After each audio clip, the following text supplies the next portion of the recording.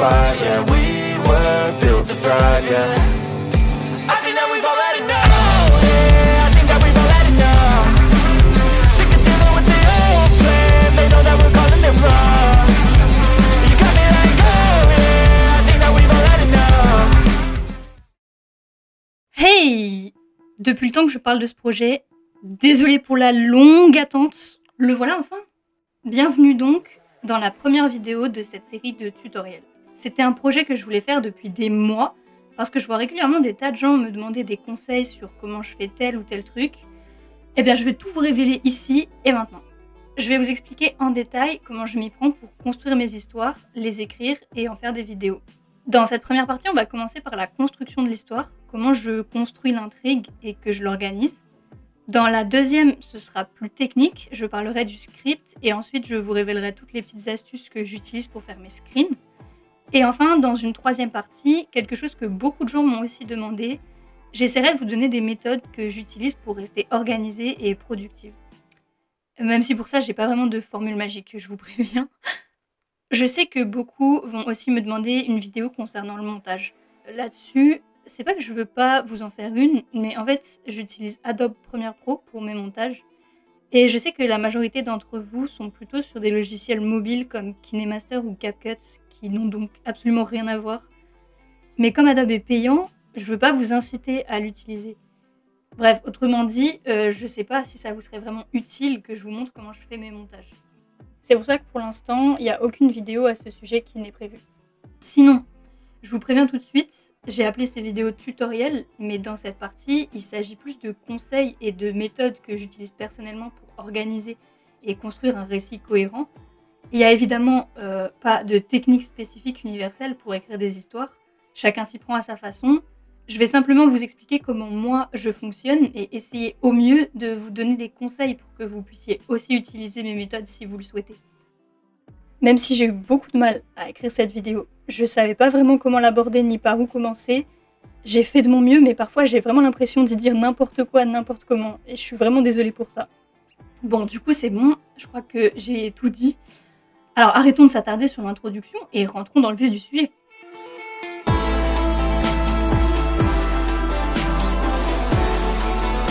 Dans cette vidéo, on va donc s'attaquer à la première partie du processus, comment on fait une histoire. Comment, en partant de rien, on construit un récit cohérent et intéressant pour le spectateur. Pour moi, ça se divise en deux grandes étapes. Je commence par poser les bases, rassembler tous les éléments importants dont je vais avoir besoin pour l'histoire, mettre au clair ce que je veux faire, avec quoi et comment. Et ensuite, j'organise. Je construis ce que j'appelle le squelette de l'histoire. J'invente des termes techniques, oui, je me suis prise pour je sais pas qui. Enfin, grâce à ce squelette, c'est beaucoup plus clair ensuite lorsque je passe à l'étape de la rédaction du script. Commençons donc par la première étape, rassembler les éléments. Je pense qu'avant tout, pour faire une histoire, il faut décider des choses les plus basiques. Ça va vous sembler évident, mais il faut commencer par se demander qu'est-ce qu'on veut raconter. Non mais restez, on va apprendre des choses intéressantes dans cette vidéo, je vous promets. Je pense que c'est vraiment important de commencer par ça. Qu'est-ce qu'on veut raconter? Quel message on veut transmettre à travers notre histoire? Dans quel univers on veut plonger notre spectateur? Quel sera le thème de notre histoire? Est-ce que c'est une totale fiction ou bien quelque chose basé sur des faits réels? Vous voulez raconter une histoire d'amour, une aventure, une apocalypse, votre vécu, une enquête, une guerre? Ça peut aussi être plusieurs de toutes ces choses à la fois, ou bien encore quelque chose de moins spécifique. Veillez quand même à ne pas vous embrouiller les pinceaux. Personnellement, si je prends ma série Tout ira bien par exemple, je voulais y transmettre mes émotions, représenter plus ou moins des situations que j'ai vécues ou qui peuvent être vécues, tout ça le plus réalistement possible, et faire ressentir aux gens les émotions qu'elles évoquent. Et c'était souvent négatif, je sais, parce que j'avais surtout besoin d'exprimer le négatif pour m'en libérer. Mais votre objectif à vous, ça peut être de transmettre la joie et la bonne humeur, de faire rire, de faire peur, de faire réfléchir, de faire rêver. Ce qui est bien avec la création, c'est que tout est possible. Alors lâchez-vous, exprimez-vous, cherchez ce que vous voulez transmettre, cherchez quelle sera votre histoire. Une fois que vous avez votre thème, une deuxième chose importante à clarifier va être dans quel univers vous voulez raconter les choses. Est-ce que ce sera dans la stricte réalité ou dans un monde créé de toutes pièces de votre invention, ou encore un univers venant d'une autre histoire que vous voulez réutiliser à votre sauce. Chacun offre différentes opportunités tout aussi intéressantes. Et évidemment, il y a un monde entre ces extrêmes. Vous pouvez faire des mélanges, comme par exemple partir d'un univers réaliste et y ajouter des événements surnaturels. Plus on s'éloigne de la réalité, plus ça va nous offrir de possibilités de création, parce qu'on peut littéralement tout décider et réinventer si on le veut. Mais si vous partez là-dedans, je pense qu'il faut faire bien attention à rester compréhensible. Il ne faut pas perdre les spectateurs. Assurez-vous toujours d'au moins donner le minimum d'informations sur votre univers pour qu'on puisse comprendre et pas se sentir largué. Je donne des conseils pour les séries dans des univers alternatifs alors que sur cette chaîne j'ai toujours fait que des histoires réalistes. Oui, bon ça vaut ce que ça vaut. Mais concernant les univers réalistes justement, il est tout aussi important de rester cohérent à mes yeux avec ce genre d'univers. Vous n'aurez pas à le présenter, vu que tout le monde le connaît, mais ça demande quand même du travail de renseignement. Si on veut représenter les choses telles qu'elles sont en vrai, mieux vaut savoir comment elles fonctionnent. Beaucoup trop d'histoires dans la communauté gacha manquent de cette cohérence avec le réel alors que l'univers se veut réaliste. Et c'est bien dommage. Bon, je pense que c'est aussi dû au jeune âge de la communauté. Mais penser à se renseigner sur la réalité avant de la raconter, ça me semble évident. Et pour ça d'ailleurs, Google et ChatGPT sont vos amis. Bref, c'est à vous de décider à quel type d'univers votre histoire se prêterait le mieux, et surtout ce avec quoi vous préférez travailler. L'important c'est de poser les bases, de décider du fonctionnement que vous allez adopter pour ne pas vous perdre et ne pas perdre l'audience. Et à partir de là, les possibilités sont infinies. Bon, et enfin, il est quand même peut-être temps de parler d'eux. Une dernière chose importante à déterminer pour la base de votre histoire, les personnages. C'est un peu eux qui vont la vivre, cette histoire. Alors il faut définir le ou les protagonistes autour du ou desquels l'histoire va se construire. Vous pouvez aussi définir un ou des antagonistes. J'ai tendance à penser que, contrairement aux protagonistes, les antagonistes ne sont pas forcément indispensables. Tout dépend de ce que vous allez écrire. Ils peuvent être des personnages tout aussi passionnants, mais plus qu'un antagoniste, je pense que ce qui est surtout essentiel à l'histoire, c'est de mettre des obstacles sur la route des protagonistes. Alors il peut être son propre obstacle, ou un antagoniste peut l'être, ou encore d'autres causes extérieures. À vous de les définir. Pour moi, il y a deux choses importantes à déterminer avec les personnages. Qui ils sont, chacun, individuellement. Il faut créer des petits êtres à qui vous donnez vie, alors il leur faut un caractère, une personnalité et une histoire. Et ensuite, leur rôle au sein de l'histoire générale. Parce qu'ils ne sont pas là simplement pour exister, ils sont au service de votre intrigue. Vous dirigez les événements qui font leur vie. Alors commençons avec la première chose que je considère primordiale. Développez vos personnages. C'est eux qui construisent l'histoire avec vous. Développez-les, c'est vos bébés, rendez-les aussi complexes que de vrais êtres humains. Plus vous aurez de détails et d'informations sur eux, même les plus inutiles soient-ils, plus ils sembleront réels et les gens pourront s'y attacher, s'y identifier et être captivés par leur histoire. Réfléchissez au caractère de vos personnages. Comment chacun agit en général, quels sont leurs points de vue sur les choses, comment est-ce qu'ils se comportent au quotidien, avec les autres, avec leurs proches. Réfléchissez aussi à ce qui a forgé leur caractère. Il y a de l'inné, mais il y a aussi de l'acquis dans une personnalité. Par exemple, quelqu'un qui a vécu des traumatismes pendant l'enfance va développer un comportement différent de quelqu'un qui n'en aura pas vécu. Évidemment, ça dépend de l'approche de chacun, et ce sera à vous de déterminer l'approche qu'auront vos personnages sur leur vécu. Bon, et puis j'ai pris l'exemple extrême des traumatismes pour que vous voyez l'idée, mais vous n'êtes pas obligé de traumatiser vos personnages. Les bons événements affectent aussi, évidemment. Les bonnes rencontres, les enfances heureuses, les relations amoureuses positives, etc. Tout ça pour vous expliquer que les événements de notre vie nous marquent, en bien ou en mal, et forgent en partie notre personnalité. Réfléchissez aux grands événements de la vie de vos personnages et à comment ils les ont affectés. Et après, tout n'a pas forcément besoin non plus d'être expliqué. Ne cherchez pas une justification à chaque petit détail du caractère de vos personnages. Certains traits de leur personnalité peuvent juste être propres à eux sans raison particulière.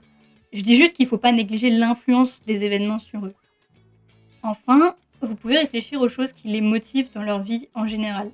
Quels sont leurs objectifs et quelles sont leurs raisons d'aspirer à cet objectif.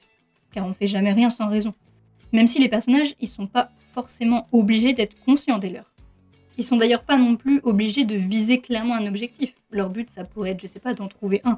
Ce qui est surtout important, c'est de déterminer qu'est-ce qui compte pour eux. Est-ce que c'est eux-mêmes? Est-ce que c'est leur réussite, leur famille, leurs amis, l'amour, leur passion, un rêve précis?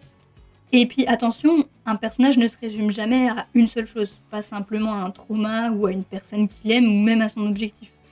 Certaines choses peuvent envahir sa vie et le déséquilibrer, c'est même très intéressant comme approche. Mais on est tous plus complexes que ça, d'où l'intérêt de les travailler en profondeur. Rendez vos personnages les plus vivants possibles en les développant. Même si vous ne partagez pas toutes les informations que vous aurez développées dans l'histoire au final, elles vous seront toujours utiles. Ce que je peux vous conseiller de faire, c'est de créer des fiches pour chaque personnage. Des fiches dans lesquelles vous rassemblez toutes ces informations sur leur personnalité, leur histoire, leurs relations, leur comportement, leurs objectifs, leur évolution, etc. Et puis à chaque fois que je fais intervenir un personnage dans l'histoire, j'essaye toujours de mettre à sa place, de prendre toutes les informations en compte pour imaginer au mieux comment est-ce qu'il pourrait réagir à la situation dans laquelle je le mets avant de la rédiger. Je sais pas si c'est évident comme exercice, mais moi je sais que ça m'aide beaucoup. Bon, et maintenant qu'on s'est attardé sur le développement des personnages, il est temps de se pencher sur leur rôle dans votre histoire. Réfléchissez pour chaque personnage à quoi il sert. C'est si violent dit comme ça, mais rappelez-vous que c'est des personnages dans une histoire fictive que vous devez construire. Donc ils peuvent pas juste exister et servir à rien dans ce monde comme moi. À mes yeux, c'est important de travailler les rôles qu'ont tous les personnages. Chacun a une influence sur les autres ou sur l'histoire, alors il faut déterminer leur intérêt dans votre récit pour son évolution. Évidemment, le figurant 476, il servira qu'à figurer, mais je parle des personnages un peu plus importants. J'ai déjà parlé des protagonistes, qui eux dirigent le récit, vivent les événements principaux et écrivent l'histoire en quelque sorte. Les antagonistes, s'il y en a, qui font obstacle aux protagonistes. Pour le reste, faut déterminer le rôle de chacun. Est-ce qu'ils vont provoquer les événements majeurs, influencer le protagoniste? Sont-ils là pour représenter quelque chose en particulier? Représenter quelqu'un que vous connaissez? Ça peut aussi. Certains peuvent juste exister de manière logique, par exemple des parents. Chaque personnage développé doit avoir son sens dans l'histoire et y participer. Évitez de créer des personnages qui n'auront aucun intérêt dans l'histoire au final. Si vous prenez le temps d'en créer un et de l'introduire, assurez-vous qu'il va avoir son importance dans l'évolution des événements d'une manière ou d'une autre. N'introduisez pas un personnage au début de l'histoire qui va commencer à interagir, à intéresser le public, puis finalement disparaître sans explication pour toute la suite de l'histoire. Aussi, comme je le disais précédemment, les événements marquent. Et bien les relations aussi. On est influencé par notre entourage et notre personnalité influence sur l'entourage qu'on choisit. Alors il faut bien prendre ça en compte pour chaque relation que vous allez construire dans votre histoire. Qu'est-ce qui l'amène? Qu'est-ce qui la termine si elle se termine? Et quelle est bien évidemment son importance et son impact pour l'histoire ou l'évolution des personnages concernés. Voilà, je crois que j'ai enfin dit tout ce que j'avais à dire dans cette première partie. Alors maintenant qu'on a le thème de notre histoire, notre univers et les personnages qui la comportent, est-ce qu'il ne serait pas temps d'enfin organiser et construire l'histoire? Une histoire, pour moi, c'est une suite d'événements qui nous mènent à une finalité, une certaine conclusion. On part d'un point A et on va à un point B, et entre les deux, c'est tout le chemin. Et pour que tout se passe bien sur le chemin, c'est plutôt bien de savoir où on va, non? C'est pour ça que je pense que la première chose à faire pour commencer à organiser les événements, c'est de travailler le début et la fin. Bon, et évidemment ce qu'il y a entre les deux aussi, mais j'y viendrai après. Le début de votre histoire, c'est ce qui constitue l'ouverture, la présentation de l'histoire. C'est là qu'il faut accrocher le spectateur, c'est ce qui va déterminer s'il aura envie de continuer ou non. On pose les choses à plat, les bases, et on plonge dans l'univers. Pour faire un bon début déjà, je pense qu'il est essentiel d'être plutôt clair. Clair dans le sens où le spectateur doit comprendre assez rapidement de quoi va parler l'histoire de façon très générale. Quelles problématiques vont être traitées et qu'il se fasse une idée globale des personnages principaux et de l'intrigue dans laquelle il va s'immerger. Mais à la fois sans trop en dire, car tout le reste, on l'apprendra en regardant la suite. C'est tout l'art d'introduire son intrigue. Ce que je fais très souvent, moi, c'est de poser plein de petites infos sans les expliquer. Simplement en quelques mots, des petites scènes bourrées de détails qui suscitent des tas d'interrogations chez les spectateurs, auxquelles ils n'auront des réponses qu'en continuant de regarder. Vous pouvez aussi être plus clair et directement poser l'intrigue brutalement avec un événement majeur qui en sera l'introduction, ou commencer par faire un parallèle avec la fin, ou un événement important, sans aucun contexte, et qui prendra tout son sens qu'au cours ou au dénouement de l'histoire. Bref, il y a plein de manières d'introduire, il faut juste trouver la vôtre. Ça, c'était pour le début. Maintenant, la fin. Ouais, on va très vite ici. Le début, la fin, allez, j'ai pas le temps. Plus sérieusement, je pense qu'il est important de déterminer la fin assez vite. Pour bien écrire, il faut savoir où on va, d'où l'idée de choisir votre fin assez vite. Ça permet de ne pas la perdre de vue et y mener correctement l'histoire. L'ensemble doit être l'accomplissement de cette fin. Pour cela, il faut bien poser toutes les bases dont on aura besoin au cours de l'histoire pour la faire venir, qu'elle soit compréhensible et cohérente. C'est pas obligé d'avoir une idée très précise de la fin dès votre début, mais au moins une idée générale pour que vous puissiez ne pas vous éparpiller durant l'écriture. Et du coup, tant qu'on est là-dessus, si je devais aussi donner quelques conseils pour une bonne fin, je sais pas faire les fins. Non, pardon, me tapez pas, j'arrive à bidouiller des fins. Mais je saurais pas bien dire quels éléments y sont essentiels. Je dirais que c'est la conclusion, ce qu'on va retenir de l'histoire, le moment où la plupart des problématiques sont réglées ou qu'elles n'ont plus trop d'importance à l'être. C'est le bouquet final en fait, celui où on doit marquer le spectateur pour que l'histoire reste dans les mémoires. Pour moi, une fin ça doit être plutôt spectaculaire. Mais je saurais pas trop quoi vous conseiller d'autre. Je pense qu'il y a plein de manières différentes de faire une fin comme tout le reste, et là c'est vraiment à vous d'imaginer quelle sera la vôtre. En tout cas, maintenant qu'on a vu le début et la fin, il serait peut-être temps de parler de ce qu'il y a entre les deux maintenant. Comme je l'ai dit, une histoire est une suite d'événements. Il va donc falloir décider de l'organisation et de la nature de ces événements. La nature des événements, ça, c'est pas vraiment à moi de vous le dire, ça va surtout dépendre de votre intrigue. Mais dans sa généralité, vers le début, à mon avis, il faut des choses du genre l'introduction des personnages, par exemple une rencontre entre eux qui permettrait de les présenter, je dis n'importe quoi. L'introduction de l'intrigue, on en a déjà un peu parlé, poser les bases de ce qui va être les grandes problématiques de l'histoire. Puis ensuite, tout ce qui va venir faire avancer les personnages, les grands obstacles, les grandes étapes de l'histoire, les grandes révélations. Bref, tout ça, c'est vous qui allez décider. Après, j'ai quand même quelques conseils ou pièges à éviter pour rester logique, fluide et compréhensif tout au cours de l'histoire. Et donc, les voici. Déjà, il est important à mes yeux de bien introduire les personnages et les événements. Si en suivant l'histoire, on se demande tout le temps « mais c'est qui lui ?» ou « pourquoi ça se passe comme ça ?» c'est que ça va pas. Alors je dis pas qu'il faut à tout prix éviter ça, au contraire, c'est mieux parfois que l'audience se pose des questions. Ce que je veux dire, c'est qu'il faut que l'histoire y amène des réponses à un moment donné. Pas forcément immédiatement, pas forcément systématiquement, mais si on veut garder l'intérêt du public, il faut leur donner du contexte. C'est parfois pas évident parce qu'en tant que narrateur omniscient de notre histoire, on connaît tout le contexte de base et certaines choses peuvent nous sembler évidentes alors qu'elles ne le sont pas forcément pour quelqu'un d'extérieur. Mais il faut pas oublier qu'on raconte une histoire pour des spectateurs qui n'en connaissent rien du tout à la base. D'où l'idée de bien penser à introduire les événements et les personnages. Expliquer ou montrer d'où ils viennent, pourquoi ça se passe comme ça. C'est un peu vague ce que je raconte, je sais, désolé, mais j'ai pas vraiment d'exemple. Mais ça rejoint un peu mon deuxième point qui me semble important. Il faut pas que les choses arrivent comme un cheveu sur la soupe. Imaginons, après 15 épisodes d'une série, on apprend une info majeure, super importante pour l'histoire, mais qui sort de nulle part, sans qu'on l'ait mentionné une seule fois indirectement ou directement avant. Ok, ça va créer un effet de surprise, ça c'est certain, personne s'en sera douté, mais ça semblera surtout incohérent. Quand vous avez des gros plot twists à faire venir dans votre histoire, le mieux c'est de laisser quelques indices, même infimes. Tout l'enjeu est de réussir à laisser ces indices qui puissent faire sens lorsque la vérité éclatera, mais qui ne préchotent pas l'information. Après, peut-être que les plus attentifs à l'histoire pourront se faire un plaisir de théoriser, voire de tomber juste. Et c'est pas forcément grave, c'est même positif. C'est que vous amenez bien les éléments à mes yeux. Ça rend l'histoire plus crédible. Encore une fois, je dis pas qu'il faut que tout soit transparent et prévisible. C'est super d'avoir des événements que personne ne voit venir. Mais pour moi, il faut qu'ils aient quand même une certaine cohérence, que le terrain ait été préparé et que quand ils arrivent, on puisse regarder ce qui s'est passé avant et se dire « Ah, mais c'était pour ça !» Bref. Ça, c'était pour les événements qui apparaissent sans contexte. Je pense qu'il faut éviter aussi de faire disparaître les choses sans contexte. Je m'explique. Parfois, il arrive, même à moi, d'introduire une relation, une problématique, bref, un événement important de l'histoire, et qu'au final, il soit totalement mis de côté et non exploité par la suite. Comme je le disais déjà avec les personnages plus tôt, si vous prenez la peine d'introduire quelque chose d'important, c'est pour l'exploiter, pour qu'il y ait une incidence sur les personnages ou l'histoire. Pas pour que ça soit oublié 2 épisodes plus tard. Les événements ont des conséquences.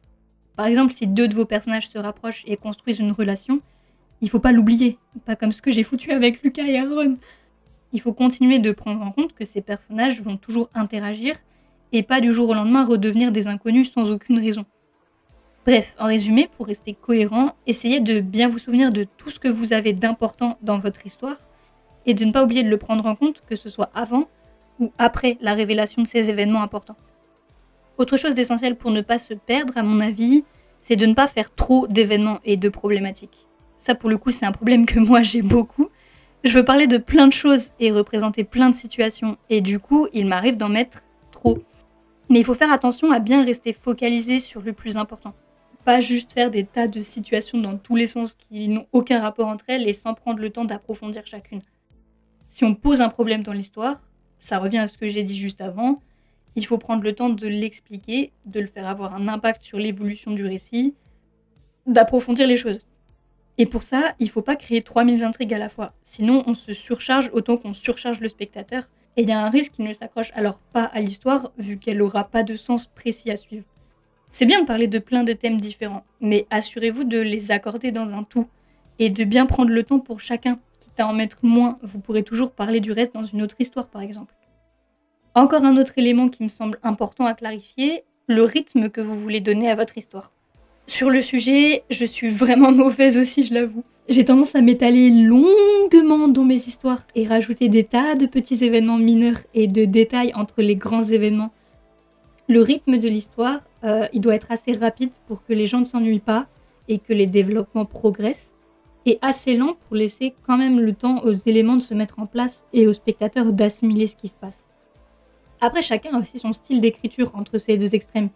Choisissez ce dans quoi vous vous sentez le plus à l'aise. L'essentiel, c'est simplement d'éviter le piège de l'ennui ou du largage des spectateurs. Si vous avez peur que votre rythme soit trop lent, je vous conseille ceci. Demandez-vous à chaque scène si elle est vraiment nécessaire à l'histoire. Est-ce qu'elle est vraiment indispensable pour la suite des événements, pour leur compréhension? Ou bien est-ce un détail? Si c'est qu'un détail, est-ce qu'il vous semble quand même intéressant? Est-ce qu'il est vraiment important pour vous au point de le garder? Est-ce qu'il n'est pas en train de juste retarder des événements plus importants pour lesquels le public s'impatiente? Si vous évoquez un événement qui va se produire, il ne faut pas faire attendre les gens 3000 ans pour qu'il arrive. Le suspense, c'est bien, mais si les choses n'arrivent jamais, on se lasse justement. Est-ce que certains dialogues, certaines répliques de vos personnages ne sont pas superflus? N'y a-t-il pas trop de répétitions, de scènes exprimant plus ou moins la même chose en boucle sans réelle progression? N'êtes-vous pas en train d'assommer les spectateurs de trop d'informations qui ne lui seront pas forcément utiles et qui vont au final brouiller sa compréhension? Et puis, si à l'inverse, vous avez peur que votre rythme soit trop rapide, je vous conseille cela. Pour chaque scène, demandez-vous si le spectateur est en mesure de bien comprendre ce qui a mené l'histoire là où elle est. Est-ce que vous, à sa place, sans toutes les infos que vous avez en tant que créateur, vous auriez réussi à suivre et à assimiler toutes les informations?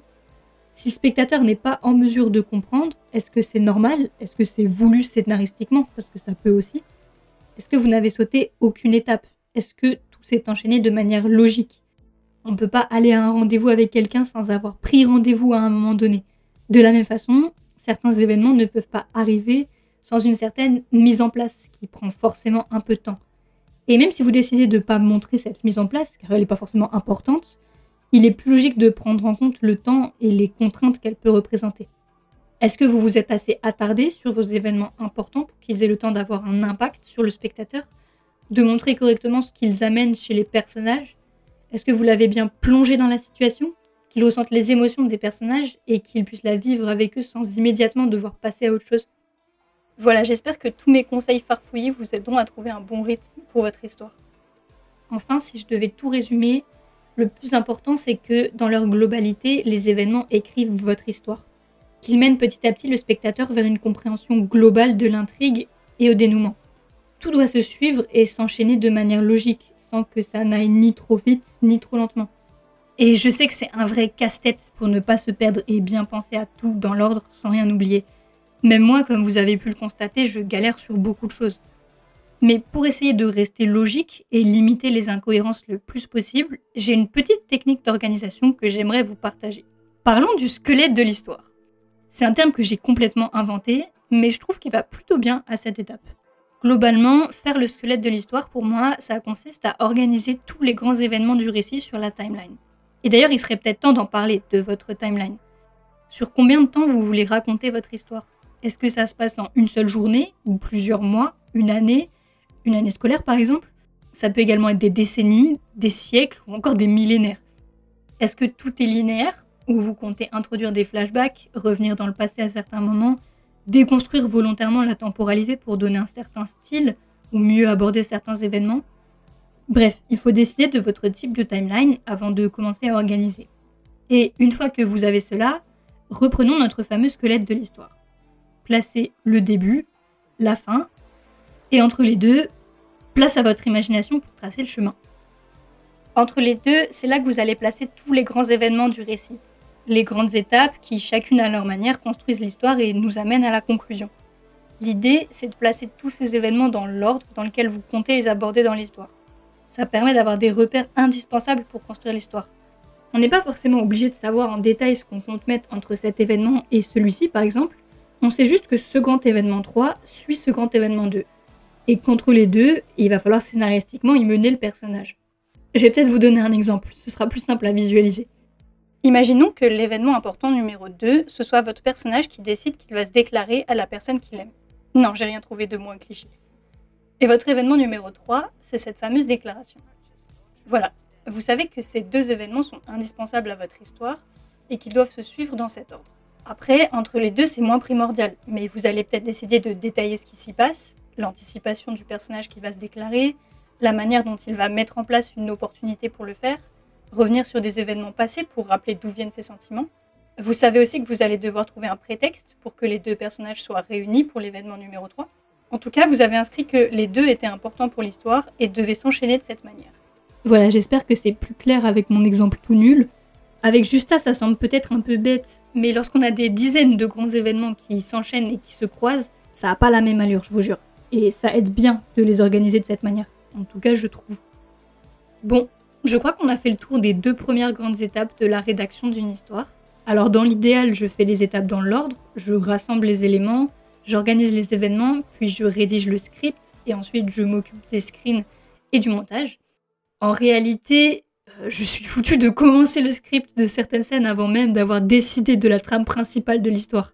Parce que juste, j'ai une idée et que je veux rédiger cette scène à ce moment précis. En vrai, c'est pas très grave. C'est des étapes que je me suis déterminée plutôt pour me repérer justement dans mon fouillis. Mais si vous aussi, vous avez des idées que vous vous sentez déjà de rédiger en script avant même de les avoir organisées, rédigez-les avant qu'elles vous échappent. En plus, vous y gagnerez du temps. Juste, je pense qu'il est important quand même de se souvenir qu'une histoire est un tout et que si on veut que le tout soit cohérent, il faut forcément s'organiser un peu à un moment donné. Encore une fois, avant de finir, je vous rappelle que je suis pas professionnelle en la matière, je n'ai pas tant d'expérience que ça non plus. J'y vais souvent au talent en réalité quand j'écris. Et tout ça, c'est uniquement la méthode plutôt bancale que j'utilise, présentée avec des mots compliqués et une organisation scolaire, surtout parce que je voulais tout mettre de façon la plus claire possible pour vous expliquer au mieux. Mais j'ai sûrement oublié des choses, ou dit certaines avec lesquelles je ne serais pas d'accord dans le futur. De toute façon, rien ne vous oblige à suivre ces conseils dans leur intégralité, ni même à les suivre tout court. J'espère simplement que ça aura pu vous aider sur certains points. Et puis je voulais finir sur le plus important, par-dessus tout le reste, c'est évidemment de vous faire plaisir. Faites ce que vous aimez et faites-le avec le cœur. Ça pourra jamais être complètement parfait, même si je suis la première à avoir du mal à l'admettre. Mais c'est mieux d'avoir quelque chose d'imparfait que rien du tout. Ça pourra jamais non plus plaire à tout le monde. Le plus important, c'est que ça vous plaise et que ça ait du sens pour vous. Exprimez-vous, amusez-vous, partagez votre univers et ce sera toujours courageux de votre part de le faire. Je vous révélerai tous mes conseils sur l'écriture du script et les screens dans la prochaine vidéo. Alors en attendant, à vos crayons et vos imaginations, moi je vous dis à la prochaine.